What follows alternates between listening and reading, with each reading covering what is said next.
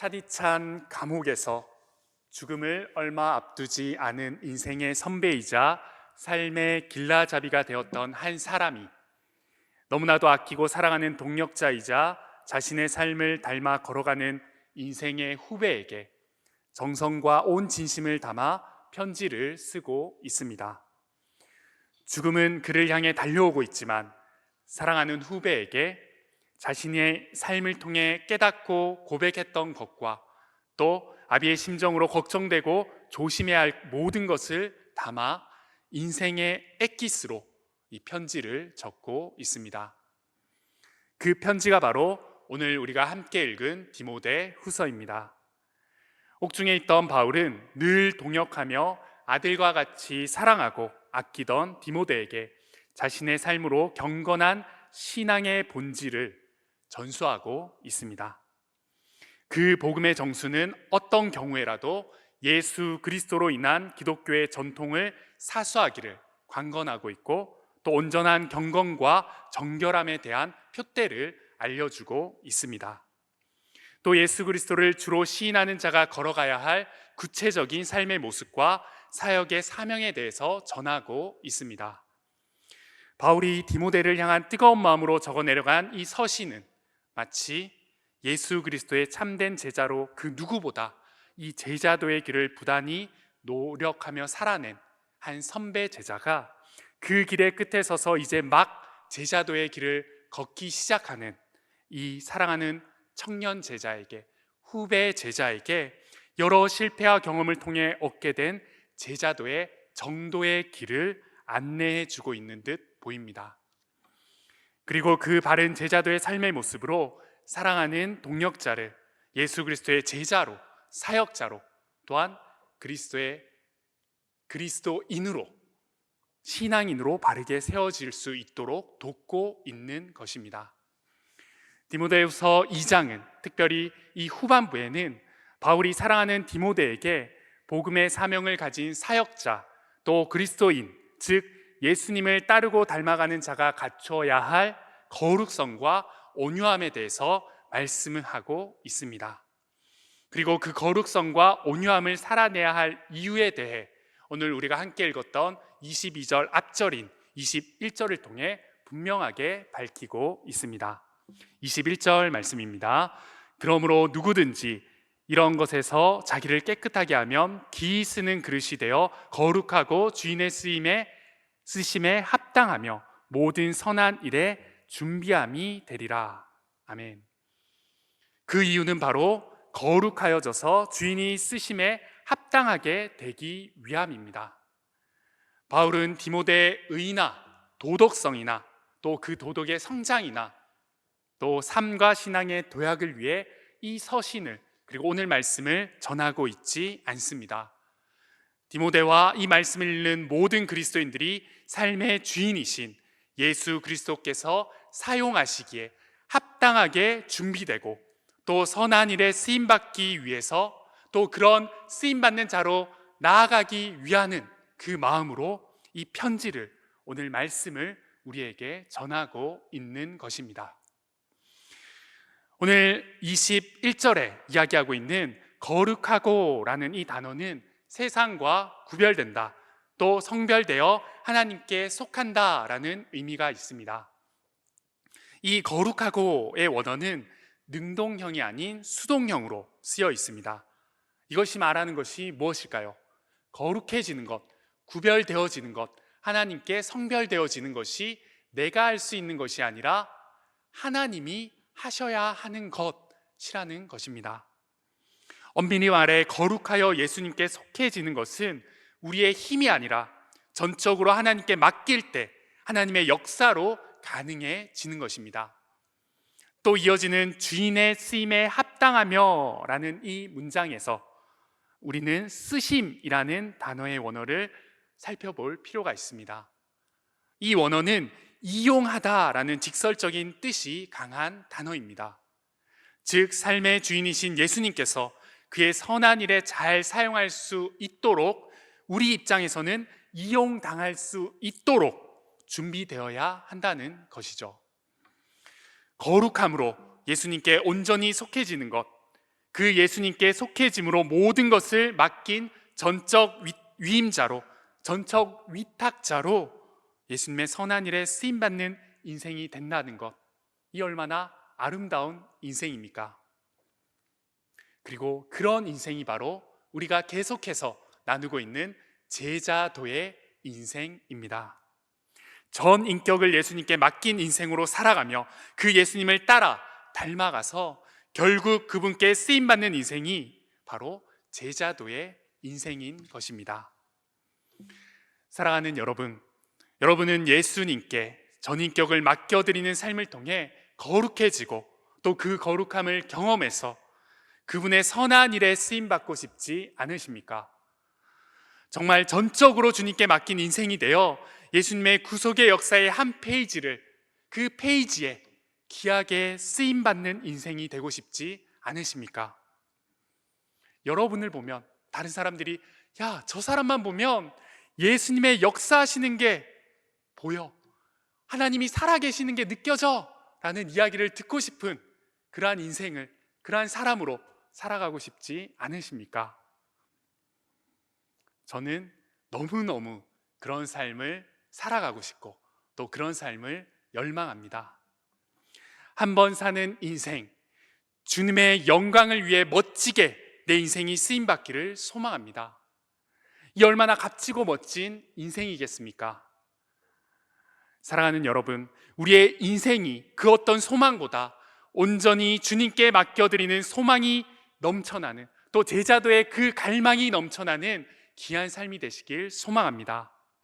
제자도의 모습으로 거룩해지기를 갈망하고 주님께 쓰임받는 인생이 우리의 인생이 되길 소원할 때에 우리는 예수님께서 말씀하신 제자도의 길을 올바르게 걸어갈 수 있습니다.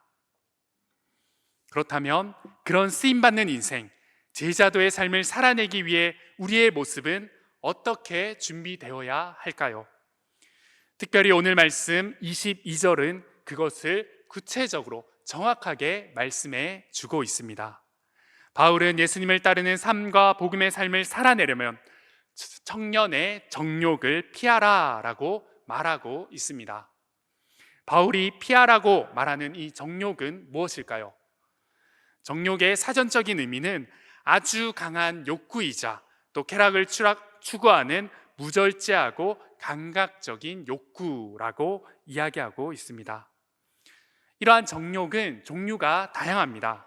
특별히 성경에서 정욕이라는 단어가 쓰이는 이 야고보서 4장 1장은 이 이성에 대한 강렬한 성적인 욕망에 관한 정욕을 이야기하고 있고, 다른 이 성경을 살펴볼 때 여러 정욕들은 세상에 대한 헛된 소망, 또 끊임없는 내 안에서 생기는 욕구들에 관한 것들을 정욕이라고 이야기하고 있습니다. 오늘 바울이 디모데에게 말하는 청년의 정욕은 이런 모든 부분의 욕망을 포괄하고 있습니다.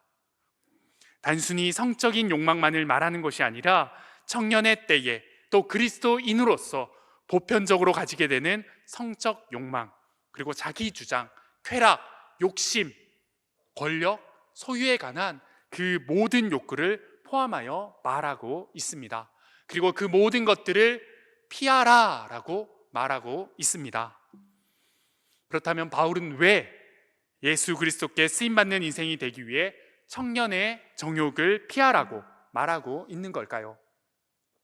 왜 그리스도의 제자의 길을 걸어가는 자들에게는 이 정욕을 피해야 한다고 바울은 간곡하게 말하고 있는 걸까요? 그것은 정욕은 하나님께 속한 것이 아니기 때문입니다. 요한일서 2장 15절에서 16절 말씀입니다. 우리 준비된 말씀 한 목소리로 함께 합독하시겠습니다. 이 세상이나 세상에 있는 것들을 사랑하지 말라. 누구든지 세상을 사랑하면 아버지의 사랑이 그 안에 있지 아니하니, 이는 세상에 있는 모든 것이 육신의 정욕과 안목의 정욕과 이생의 자랑이니 다 아버지께로부터 온 것이 아니요 세상으로부터 온 것이라. 정욕은 하나님을 사랑하는 자가 가지는 모습이 아닙니다. 하나님은 거룩한 분이십니다. 그리고 그 거룩하신 하나님은 사랑하는 그의 자녀들에게, 예수 그리스도의 제자들에게 내가 거룩하니 너희도 거룩해야 된다라고 말씀하셨습니다. 그렇게 거룩한 주의 자녀이자 예수 그리스도의 제자는 정욕을 피해야 하는 분명한 이유가 있습니다. 더욱이 정욕을 피해야 하는 분명한 이유는 정욕이 가지는 무서운 죄성 때문입니다. 야고보서 1장 14절, 15절은 정욕으로 해석할 수 있는 이 욕심에 대해 이렇게 이야기하고 있습니다. 우리 한 번 더 한 목소리로 합독해서 읽도록 하겠습니다. 오직 각 사람이 시험을 받는 것은 자기 욕심에 끌려 미혹됨이니 욕심이 잉태한 즉 죄를 낳고 죄가 장성한 즉 사망을 낳느니라. 정욕은 결국 하나님의 형상을 파괴하고 하나님과의 관계를 단절시키는 죄입니다. 그리고 그 죄의 결과로 우리의 영혼과 몸을 파괴시키고 우리를 망가뜨려 사망에 이르게 하는 것입니다. 그렇기에 이 제자도의 길을 걸어가는 그리스도인들은 정욕을 피해야 하는 것입니다. 이런 무시무시한 정욕을 그렇다면 우리는 어떻게 피할 수 있을까요? 또 어떻게 피하며 살아가야 할까요? 오늘 말씀의 사도 바울은 세 가지로 그 방법을 이야기하고 있습니다. 먼저 정욕을 피하는 첫 번째 방법은 피하는 것입니다. 분위기가 와우 약간 이런 분위기인데요. 정욕을 피하는 법은 피하는 것입니다. 말 그대로 정욕은 피해야 하는 것입니다. 오늘 바울은 정욕을 피하라고 분명히 말하고 있습니다. 정욕을 이기고 정욕과 싸워 승리하고 정욕을 버리라고 말하고 있지 않습니다. 이유는 정욕의 욕망은 이기거나 완전히 없애버려 다시는 그것이 생기지 않게 할 수 없는 것이기 때문이죠. 정욕의 대표적인 성적 욕망을 한번 이야기해 볼까요? 성적 욕망과 마주하여 승리했다면 또 다른 상황에서 또 다른 시기에서 다시는 그 생각이나 욕망이 일어나지 않는 것이 가능할까요? 아닙니다. 정욕을 생각할 때에 우리가 가장 크게 오해하는 것이 바로 정욕을 이겨야 한다라는 생각입니다. 정욕의 욕망을 뿌리 뽑아 없애야 한다는 바로 그 생각입니다. 그것은 틀리지 않습니다. 하지만 하나님이 창조하신 인간에게 욕구를 생기지 않게 하는 것이 불가능한 것을 우리는 너무나도 잘 알기에 우리는 정욕을 없애는 것을 또 이기는 것으로 우리는 이 정욕을 바라보지 않아야 합니다. 이런 잘못된 생각과 접근 때문에 정욕을 이기는 것을 결단할 때마다 우리는 무너지고 또 넘어지게 되는 것입니다. 정욕은 없애버리고 이기는 것이 아닙니다. 정욕은 대처하고 피해야 하는 것입니다. 요셉의 모습을 보면 알 수 있습니다. 요셉은 보디발의 아내의 끈질긴 성적 유혹에 맞서서 강력하게 대처했습니다. 그 대처는 피하는 것이었습니다. 창세기 39장 10절 말씀, 여인이 날마다 요셉에게 청하였으나 요셉이 듣지 아니하여 동침하지 아니할 뿐더러 함께 있지도 아니하리라 라고 말씀합니다. 또 여인이 옷을 잡아당기며 유혹하자 요셉은 자기 옷을 벗어버리고 도망갔습니다. 창세기 39절 12절 말씀입니다. 그 여인이 그의 옷을 잡아 이르되 나와 동침하자. 그러나 요셉이 자기의 옷을 그 여인의 손에 버려두고 밖으로 나가매. 요셉은 정욕과 싸울 수밖에 없는 상황에서 무조건 도망쳤습니다. 무조건 피했습니다. 그것이 정욕을 피할 수 있는 유일한 방법임을 알았기 때문입니다. 사랑하는 여러분, 청년의 때에는 돌도 씹어먹는다라는 말이 있습니다. 무엇이든 할 수 있는 힘과 가능성이 넘치는 혈기왕성한 시기이기 때문에 이런 말이 있는 것 같습니다. 이때 하나님이 기뻐하시는 일을 할 수도 있지만 자칫하면 죄의 사슬에 쉽게 매여 넘어질 수도 있습니다. 청년의 때에는 힘을 뺄 줄 모르는 시기인 것 같습니다. 그래서 사도 바울은 자신보다 어렸던 디모데에게 권면합니다. 청년의 정욕을 피하라라고 권면하고 말씀하고 있습니다. 정욕은 정면 승부하고 묵상해야 될 것이 아닙니다. 도망쳐 나와야 하는 것입니다. 죄의 문제는 내가 절대로 이길 수 없습니다. 죄의 자리에 있으면 승리할 수 있는 강한 사람은 여기에 그 누구 하나도 없음을 우리는 인지하고 고백해야 됩니다. 청년의 정욕을 피하기 위해 그 정욕과 싸운다거나 이기기 위해 나는 왜 이런 생각을 할까? 나는 왜 이런 욕망이 생길까? 어떻게 하면 이런 쾌락의 마음을 내가 없앨 수 있을까? 어떻게 하면 이러한 정욕을 내가 없앨 수 있을까? 라고 너무 깊이, 너무 많이 고민하지 마십시오. 왜냐하면 그런 성적인, 또 그런 여러 가지 쾌락적인, 여러 가지 다양한 욕구의 정욕을 묵상하고 장난치다가 보면 인간은 반드시 그 내면에서 유혹의 미끼를 물어버리는 나약한 존재이기 때문입니다. 우리의 나약함을 인정하고 정욕과 맞서 싸워 이기기를 노력하기보다는 정욕을 피하는 원칙과 대처로 나아가는 정욕을 피하는 여러분과 제가 되길 소망합니다. 머리 위에 새가 날아가는 것을 막으려고 하지 마십시오. 그리고 우리 머리 위로 날아가는 새를 그 어느 누구도 막을 수가 없습니다. 다만 그 머리 위에 새가 내려와 우리 머리에 둥지를 트는 것은 막아야 하는 것입니다. 우리의 욕망이 생기는 것을 없애는 것이 정욕을 이기는 것이 아닙니다. 그것을 막을 수도 없습니다. 그것은 막히지도 않습니다. 하지만 정욕을 묵상하고 또 싸우려는 머리와 마음에 드는 것이 오히려 위험한 것임을 인정하고 나아갈 때 우리 안에 정욕을 피하는 대처로 정욕을 올바르게 피할 수 있는 은혜의 능력이 생길 줄 믿습니다. 정욕 앞에서 피하는 것으로 하나님 앞에 정결 선언하며 나아갈 수 있는 여기 계신 청년 여러분들, 또 성도 여러분들 되시길 소망합니다. 두 번째로 정욕을 피하는 방법은 함께 하는 것입니다. 이 두 번째 나눔 또한 와와와와라는 분위기가 있는 것 같은데요. 두 번째 정욕을 피하는 방법, 바로 함께 하는 것입니다. 오늘 디모데후서 2장 22절은 청년의 정욕을 피하고 주를 깨끗한 마음으로 부르는 자들과 함께 따르라 라고 말씀하고 있습니다. 여기서 말하는 주를 깨끗한 마음으로 부르는 자들은 바로 누구일까요? 우리 옆에 계신, 또 앞뒤에 계신 분들 한번 지그시 바라보실까요? 네, 지그시 바라보시면서 우리 이렇게 한번 옆에 계신 분에게 이야기하면 좋을 것 같습니다. 너냐? 당신입니까? 너야?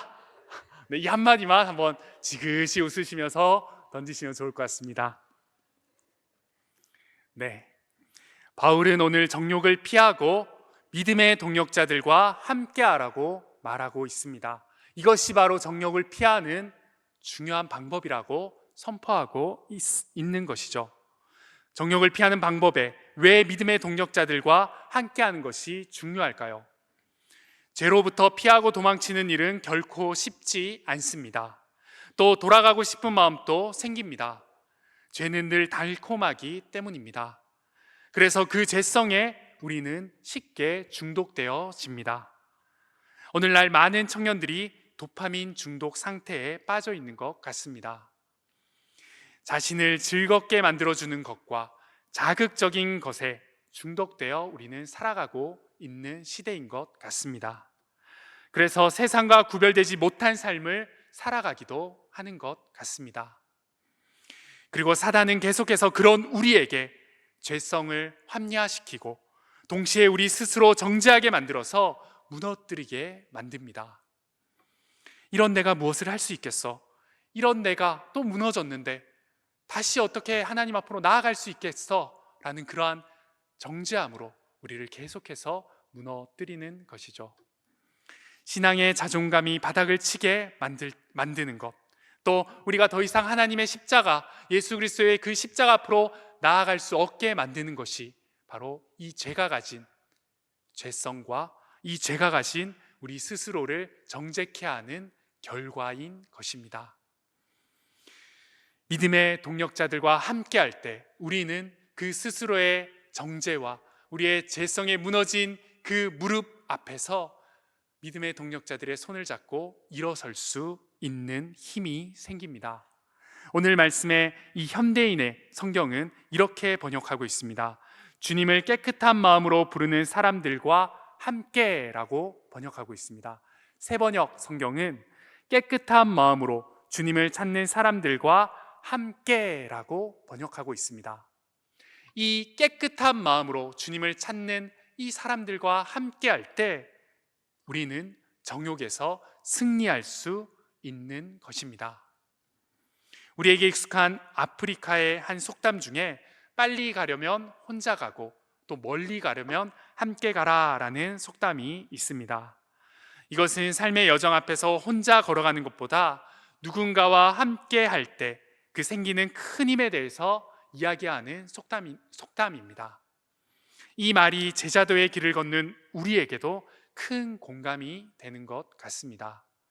제자도의 길은 우리의 삶의 끝이 없는 믿음의 길이자 표대를 향해 끝까지 달려가야 할 길입니다. 어쩌면 제자도의 길에서 가장 중요한 것은 멀리 끝까지 갈 수 있는 힘일 것입니다. 우리가 제자의 길을, 또 이 제자도의 길을 멀리 끝까지 갈 수 있는 그 힘은 우리와 함께 제자도를 걷고 있는 믿음의 동력자들임을, 그 믿음의 동력자들로 함께 걸어가는 것이 끝까지 함께 갈 수 있는 힘임을 믿으시길 바랍니다. 저도 청년의 때에, 지금 또 청년이지만 좀 더 젊은 청년의 때에 참 많은 고민과 욕망, 또 내 안의 죄성으로 인해 고민하고 무너졌던 적이 있습니다. 나의 연약함과 초라함으로 그 직면 앞에서 많은 낙심과 좌절한 그 경험 또한 많이 있었습니다. 그런데 스스로의 정죄 때문에 무너짐에도 다시금 일어나고 또 이겨나갈 수 있었던 순간을 돌이켜보면 늘 제 주위에, 제 곁에 믿음의 동력자들과 공동체가 있었습니다. 신대원을 준비하던 시절 사역의 길을 가겠다고 결단하고도 이 말씀 앞에서의 나의 초라함과 욕망, 죄성으로 무너지는 저의 삶을 한탄하며 사역의 길을 가는 게 맞는지, 나 같은 죄인이 이 목회자 후보생의 길을 걸어가는 게 맞는 것인지 좌절하고 낙심하여 고민할 때 곁에서 늘 내가 너보다 더한 인생을 살고 있어, 괜찮아 민규야, 함께 가보자, 내가 기도해 줄게, 야 밥 먹자, 밥 먹고 우리 또 힘내보자 라고 이야기하며 진짜 기도해 주던, 지금은 어느 교회 목사님이 되어서 조용히 그 과거를 숨기고 사역하고 있던 친구도 있었고, 또 사역을 시작하면서 내 욕망과 욕심으로 나를 자책하고 고민할 때에 늘 곁에서 너 요즘 기도하냐? 죄송합니다. 그 분의 말을 그대로 전달해서 기도 안 하면 닥치고 기도의 자리로 나가, 고민할 시간에 닥치고 기도해 라고 이야기해 주던, 정신을 번쩍 들게 해주던 친형과 같은 사역의 선배도 있었습니다. 정욕과 욕망의 고민, 또 그 무너짐 앞에 스스로를 정죄하며 쓰러져 일어날 힘 없는 순간에 우리를 붙들어 다시금 일으키고 살아갈 힘을 줄 수 있는 것은 함께 제자도의 길을 걸어가는 믿음의 동력자들 뿐입니다. 그리고 그 믿음의 동력자들의 격려와 위로와 함께함과 기도함을 통하여서 우리는 다시금 정욕을 이기고 욕망을 이겨 제자도의 방향으로 그 십자가의 걸음을 걸어갈 수 있는 것입니다. 사랑하는 여러분, 한 사람이면 패하겠거니와 두 사람이면 맞설 수 있고 세 겹줄은 절대 끊어지지 않는다고 하나님께서는 말씀해 주셨습니다. 우리의 정욕과 욕망을 피할 수 있는 방법은 믿음의 공동체와 함께하는 것입니다. 나와 함께 제자도의 길을 걷고 있는 동력자들이 삶의 위로가 되고 그들의 발걸음이 힘이 되고 그들의 함께함이 격려와 은혜의 동력이 되는 것입니다. 사랑하는 믿음의 공동체, 동력자들과 그 길을 함께 나아감으로 은혜를 경험하는 우리 모든 청년들, 모든 성도님들 되시길 소망합니다. 또 그 누군가에게 그 격려와 위로와 힘이 되는 그 동력자가, 그 공동체가 내가 되길 소망합니다. 마지막 세 번째로 정욕을 피하는 방법은 따르는 것입니다. 바울은 오늘 의와 믿음과 사랑과 화평을 따르라 라고 선포합니다. 여러분, 단순히 피하고 함께 하는 것으로 정결한 생활과 마음은 완성되지 않습니다. 기독교는 비울 뿐만 아니라 또 정결하고 거룩한 것으로 채움이 필요한 영성이 있습니다. 기독교의 영성은 우리의 죄성과 우리의 죄악된 것을 비우는 것에서 그치는 것이 아니라 그 비어진 영과 육에 하나님의 거룩하심, 하나님의 은혜, 하나님의 함께하심, 십자가 그 보혈을 채우는데 그 영성의 핵심이 있습니다. 그렇다면 오늘 바울이 이야기하고 있는 따르라 라고 하는 이 말씀에 우리는 무엇을 따라가야 할까요? 그것은 의와 믿음과 사랑과 화평을 주시는 거룩하신 우리 주님을 따라가야 합니다. 새번역 성경은 이 따르라 라는 이 부분을 쫓으라, 쫓아가라, 쫓으십시오 라고 번역하고 있습니다.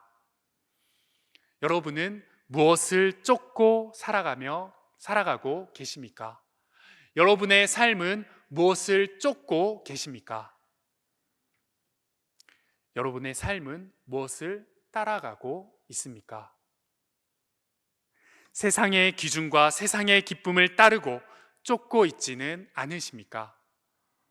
우리의 의와 믿음, 사랑과 화평이 되신, 우리의 주인 되신 예수 그리스도를 쫓고 따르는 자가 바로 내가 되어야 되고, 바로 이곳에 모인 믿음의 공동체, 제자도의 길을 걷는 여러분이 되어야 합니다. 정욕을 이기지 못하는 가장 큰 이유 중 하나는 세상의 기준과 세상의 정의, 세상의 기쁨을 따름에 있습니다. 우리는 이 시대는 우리를 달콤한 거짓말로 속삭이고 유혹하고 있습니다. 나는 내가 원하는 사람과 무엇이든 함께할 권리가 있어. 나는 그 사람과 나의 환경과 내가 주어진 모든 것들을 즐길 권리가 있는 사람이야. 나는 나를 위한 것으로 내 인생을 채우고 나아갈 때 참 기쁨, 참 쾌락, 참 만족을 얻을 수 있어. 세상 그 누구보다 내가 중요해. 세상 그 어떤 것보다 내가 최고야. 내가 중요하기 때문에 내가 기뻐야 돼. 이 기쁨이, 여기서 오는 즐거움이, 여기서 오는 욕망이 나를 만족시킬 수 있는 것들이야. 이와 같은 달콤하고 또 그럴듯한 거짓말로 세상의 길은 우리를 유혹하고 우리를 계속해서 무너뜨리고 있습니다. 그러나 우리는 세상과 이 시대의 거짓말을 간파하고 근원적인 쾌락이자 기쁨, 의와 사랑, 화평이신 그 한 분, 오직 예수 그리스도를 따르는 믿음의 제자들이 되어야 합니다. 그리고 우리의 모든 삶 가운데 근원적인 쾌락이자 기쁨이 오직 한 분, 예수 그리스도이심을 믿으시길 바랍니다. 나의 영원한 기쁨, 나의 완전한 만족, 나의 온전한 채워짐을 이루실 분, 오직 한 분, 예수 그리스도이심을 믿으시길 바랍니다. 젊은 시절, 문란한 젊은 시절을 보내다가 회심 후에 정욕에서 벗어난 아우구스티누스는 주님과 함께하는 삶이 세상 어떤 것보다 더욱 큰 기쁨이자 행복임을 고백했습니다. 그는 사람이 영적인 즐거움을 얻지 못하면 육적인 쾌락에 빠질 수밖에 없고, 육적인 이 쾌락을 아무리 많이 즐기더라도 그것이 하나님으로부터 오는 근원적인 기쁨을 대처할 수 없다라고 말했습니다. 세상의 정욕과 쾌락, 욕망과 기쁨은 결코 예수 그리스도의 대체물이 될 수 없습니다. 인간이 누려야 할 가장 근원적인 쾌락은 바로 예수 그리스도에게서 오며, 정욕은 하나님께로 나아가는 길을 잃어버린 인간만이, 그런 인간들이 선택한 왜곡된 쾌락의 길임을 믿고, 또 그것들을 간파하셔서 세상의 거짓에, 세상의 유혹에 흔들리지 않는 여러분들 되시길 소망합니다. 우리가 따르고 쫓아야 할 길은 오직 예수 그리스도의 길임을 선포하고 선언하는 저와 여러분들의 삶이 되길 소망합니다. 사랑하는 여러분, 예수님을 따르는 길이 진짜 진리의 길입니다. 예수님을 따라 예수님이 세우신 말씀이 이야기하고 있는 이 기준이 우리가 가져야 할, 우리가 세상을 바라보고 욕망 앞에 가져야 할 정욕과 우리의 생각과 우리의 육체와 우리의 영혼의 기준이 됨을 믿으시길 바랍니다. 진리이자 참 기쁨의 원천이신 그 예수님을 늘 묵상하고, 그 예수님의 말씀 앞에 우리가 무릎으로 나아가고, 또 그 십자가 앞에 나의 죄를 비추어 보는 여러분들의 삶이 지속적으로 이어질 때, 우리는 이 정결함을 사모하고, 그 사모함을 넘어 정결을 위해 그 정욕을 피하고, 그 정욕을 함께하는 사람들과 믿음의 동역자들과 이어 나아갈 수 있고, 그리고 우리는 예수 그리스도를 따름으로 그 정욕을 피하며 정결한 삶을 완성해 나아갈 수 있는 우리가 될 줄 믿습니다. 말씀을 맺겠습니다. 주님께 쓰임받는 그릇, 그러한 인생이 되기 위해서는 정결의 모습이 필요합니다. 전적으로 맡긴 인생이 되어 제자도의 길을 걷는 우리에게는 무엇보다 정욕을 피하는 삶의 결단이 필요합니다. 이 시간 우리 인생 가운데 피하고 함께하고 따르는 결단을 선포하는 정결 선언을 하시길 바랍니다. 내가 이루는 것이 아니라 하나님이 이루어 주시는 은혜를 기대하며 믿음으로 선포하십시오. 때로는 이 정결 선언 후에도 넘어지고 무너질 수도 있습니다. 하지만 우리의 제자도의 걸음은, 그 길은 결코 멈춰지거나 넘어지거나 멈춰서서 끝나져서는 안 됩니다. 때로는 넘어져도 좌절하고 낙심하여 더 이상 일어날 일 없을 때에도 우리는 다시 한번 하나님 앞에 피하고 함께하고 따르겠다는 이 정결 선언을 통하여서 계속해서 터벅터벅 힘겹지만 한 걸음 한 걸음 걸어 나아가는 제자들이 되어야 합니다. 그때 우리는 하나님이 우리에게 말씀하신 그 정결함, 거룩함, 예수 그리스도를 닮은 제자의 모습을 더욱더 완성해 나아가며 더욱더 이루어가며 예수님을 닮아가며 살아가는 믿음의 제자, 하나님의 온전한 제자, 그리스도인들이 될 줄 믿습니다.